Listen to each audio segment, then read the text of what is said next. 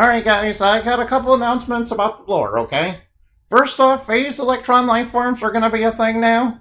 Yeah, since, Dark Shovel kind of stole, technology that, merges the digital with the real. Obviously, phased electron lifeforms are gonna be a thing that, is gonna leak into the real world from the media dimension, yeah. Yeah, you can still go to the media dimension, obviously, yeah. Right, yeah. Kind of funny that Dark Shovel, him being a villain, he's kind of responsible for kind of bringing that technology into the forefront. Except that, he kind of stole it from, somebody else who was like Odessia's father. Well, I mean, technically speaking, the host of Odessia's father. You gotta remember, Odessia, she's basically just a computer program, yeah. Yeah, she allowed, a special. She allowed this one girl to, awaken the power of to transform into a console world based on the Magnavox Odyssey. Yeah.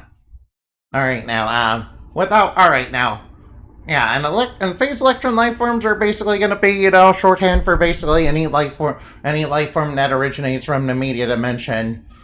Yeah, which includes, which does technically include things like Lich. I mean, Glitch technically used to be human, but, she became basically a thing that, was in the media dimensions, and she was kind of, digitized, you see? Yeah, her soul was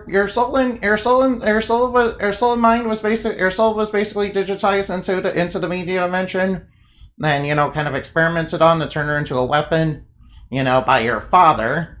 Yeah, by the way, her father is actually the guy that went on to become Captain Midas, and Captain Midas, he actually used to be decent before the money went to his head. Typical businessman. But that's besides the point. Yeah, he decided, basically, hey, I'm gonna, engage in the illegal arms and armor trade, and and I'm also gonna become a pirate. Yeah. Yeah, he got a high-tech pirate ship, and he made some of his employees into the crew. Oh wow.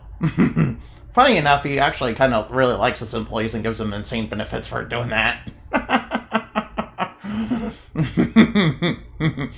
Which is actually pretty nice of him. Alright. Alright. The second announcement I would like to make about the lore.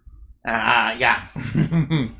Their leader of control, the government agency that, created a bunch of, artificially made superheroes to basically, fight against superheroes as well as, supervillains.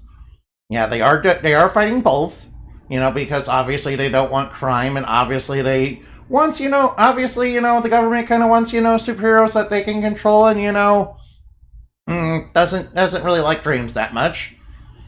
Yeah, I think it's because I think of us as, we have too much power, and, basically don't listen to them. Yeah, sometimes our work does come in conflict with the government, because the government, does kind of want bad things, and, they kind of, and they're kind of upset because, we kind of, fought against, the great evil talking head.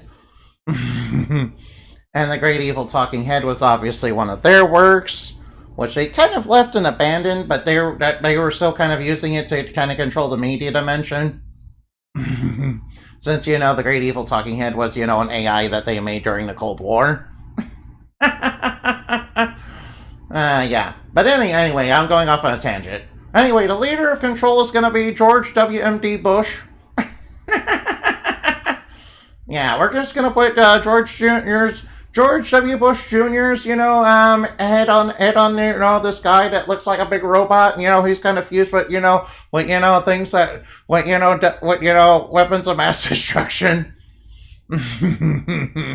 Yeah, he's gonna have, like, nukes. He's gonna have, like, nuclear power. Yeah, I thought it'd be a little tricky to do that, I obviously, grew up during, George W. Bush's, reign in office.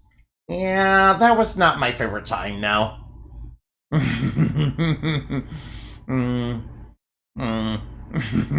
Yeah, I'm just being a little cheeky about politics.